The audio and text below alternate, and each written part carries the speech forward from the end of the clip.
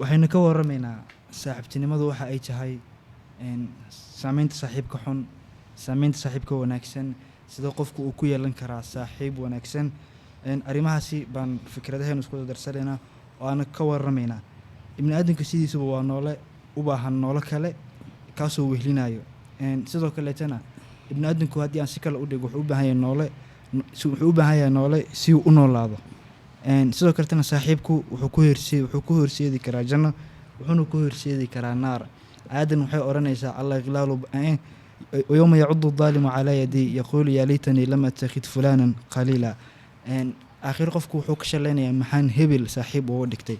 sidoo kaleetana dadku iskugu dhow maalinta yowmal aakhiraha way kala cararayaan ama way kala didayaan ilaa kuwii wanaagsanaa mooyaane. aayaddan waxay odhanaysaa alla iqlaalu bacduhum libacdi ila almuttaqiin, ilaa kuwii wanaagsanaa mooyaane. idan saaxiibku waa wax noloshayna u baahan tahay, balse haddiina ayna ka fiirsanin saaxiibkaasi noloshayna wuxuu ku yeelan karaa saameyn xun iyo saameyn wanaagsan. idan marka qofku siduu ku dooran karaa saaxiib wanaagsan? laga yaabaa qof walba inuu leeyahay saaxiib. casrigan la joogo waxaa aada u sahlan qofku inuu saaxiib yeesho. laga yaabaa qofku inuu leeyahay saaxiib xun, laga yaabaa qofku inuu leeyahay saaxiib wanaagsan, balse muxuu ku qiimeyni karaa saaxiibkaasi? marxaban. horta marka koowaad markii qofka saaxiibka laga hadlaayo waa qof bil aadan adigoo kale ah. waa marka koowaad. hadda maadaama adduunka isbedelay, qasab maaha inuu qofka saaxiibka ah uu mar walba qof kula joogo ama oo physically kula joogo inuu noqdo. sidaa ognahay aniga shakhsiyan saas leeyahay, qofka saaxiibka ah mar qaarkood waxay noqon kartaa qof aanan nooleynba. dabcan saaxiibtinimada waxaa waye qofka noloshiisa 24 saacadood intuu qofka kale la qaato. so haddii aad buwaag akhrisanayso kale qofka buuga qoraa adiga saaxiibku ah. haddii aad qur-aanka akhrisanayso waxaa waaye mar walba adiga noloshaada qofka la qaybsanaysa saaxiibku ah. marka saaxiibaha waxaa is dhihi lahaa way kala duwan yihiin qofka siduu ku dooranayo iyo saameynta marka ay ku leeyihiin qofka noloshiisa. saashay weydiiso saas maahan mise kale ay weydiisay ma ku darsanay?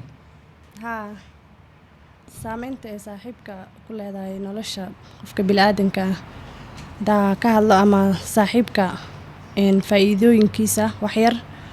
saaxiibka horta waa mid loo wada baahan yahay. qof keligii socon kara ma jiro dunidan aad joogno. qof walba saaxiib buu u baahan yahay. dadka depressionkaas hadaa ka hadlo, dadkaas saaxiib dhan ma haystaan. sababta depression ku haystana waxaa waa saaxiib la-aan. saaxiibka laba u qaybsamaa, saaxiib wanaagsan iyo saaxiib xun. saaxiibka wanaagsan qof walba uu dareemi karaa, waa saaxiibka kaa fikira mar walba oo waxyaalo badan kula qabto. saaxiibka xunna sidoo kale asagana wuxuu ku tusayaa wanaag, laakiin wanaag saxan maahan.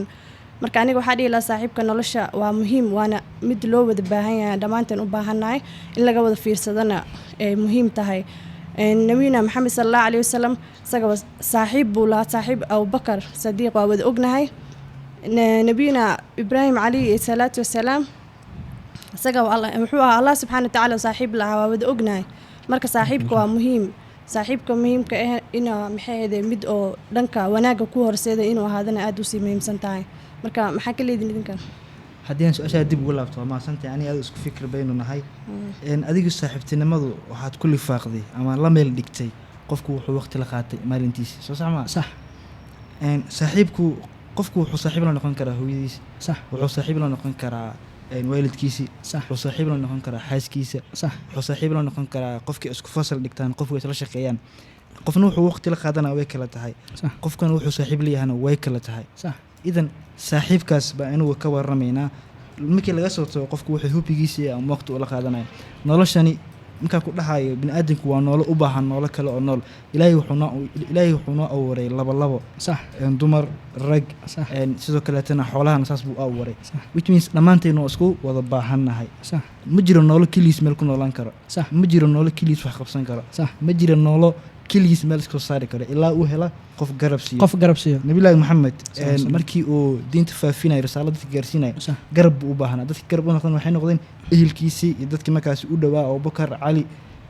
idan noloshan sideedaba waxay ku dhisantahay waa garab. sax. laanna ilaahay wuxuuna siiyey 2 indho, 2 garabuuna siiyey, 2 gacmuuna siiyey, 2 nuguna siiyey. taas macnaheedu waxay tahay yani waxaan ugu nifaaqan qofaan u baahannahay sax dad dhammaystiran ma nihin waxaan u baahannahay qof garabna siiyo talo wanaagsanna siiyo sidoo kale tam saaxiibtinimadu waxaa la yidhi almaru calaa diini khaliili sax qofku isheeg yani qofku diintu haysto waa diinta saaxiibkiisa sax which means qofka dhaqanka marka uu leeyahay wuxuu dhaqankaasi ka qaadanayaa saaxiibka markaasi uu leeyahay uu leeyahay asaga sidoo kaleetana waxaa jirta nabillaahi maxamed wuxuu yidhi calayhi salaatu wasalaam saaxiibka wanaagsani waa midka saaxiibka wanaagsan waa midka wanaaga ku horseedo sax haddii jeerna ku faro wax wanaagsan sax idan nolosheena sideedaba waxay u baahan tahay saaxiib haddii aan dib ugu laabto hadalkeyga qofku ehelkiisa saaxiib ka dhigto waa saaxiibtinimo mid ugu wanaagsan ugu sarreysa waay sax oona xididkeedu adag yahay sax wakaa marxaban horta waa mahadsan tahay markii saaxiibtinimada la dhorto waa way ballaaran tahay sida hadda oga hadalnay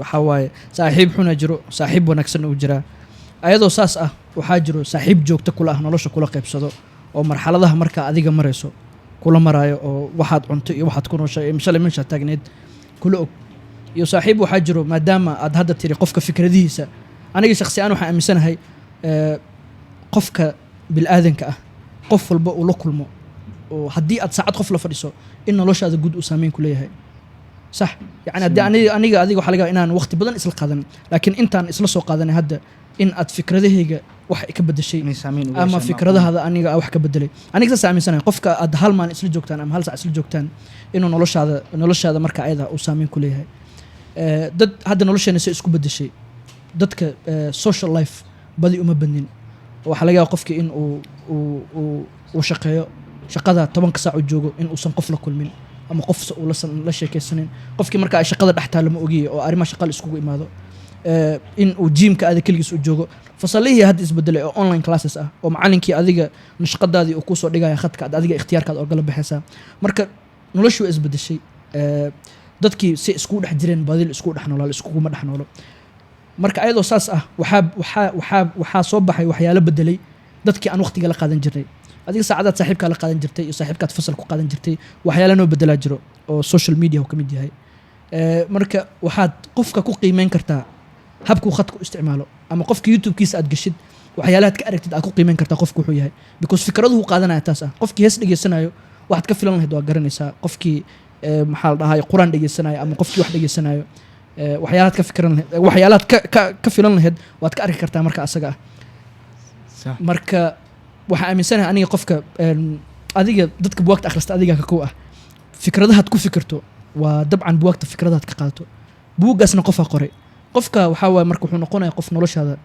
saameyn ku leh ama fikro badan ku geliyo ama adiga saaxiibtinimadu waa qof inuu kuu sheekay ama inaad adiga qof u sheekeynayso marka qofkan buuggiis akhrisanayso qof adiga kuu sheekeynayo marka soo taas boo saaxiibtinimo ma geli karto saaxiibtinimo ma geli karto sax marka aniga saaxiibtinimo ahaan guud markii lasoo ballaariyo taasaa saaxiibtinimo aqaana markii taas laga soo baxo qeybo badan ay leedahay saaxiibtinimada aniga maxamuudna dhex taalo iyo saaxiibtinimada adigan dhex taalo iyo saaxiibtinimada ninka aniga buuggi ii qoray dhex taalo marka way kala duwanaan kartaa iyo saameynta qofka marka uu noloshayda ku leeyahay ama nolol maalmeedkayga qofka si ula socdo fikradayda marka saas leeyahay okay waxaa tiri adiga saaxiibtinimada waa qof dad oo saaxiibatihiin qof aad saaxiibtihiin oo og waxaad cunaysid meeshaa kasoo kacaysid mar walba og soo lagama yaabo inay midaas dhammaato oo ayna waarta ahayn midaas horta ku su-aal laha marka saaxiibtinimo horta waarta ma aha waa ogahay sababta loo dhaho blood is thicker than water sabab u jirtaa soo maaha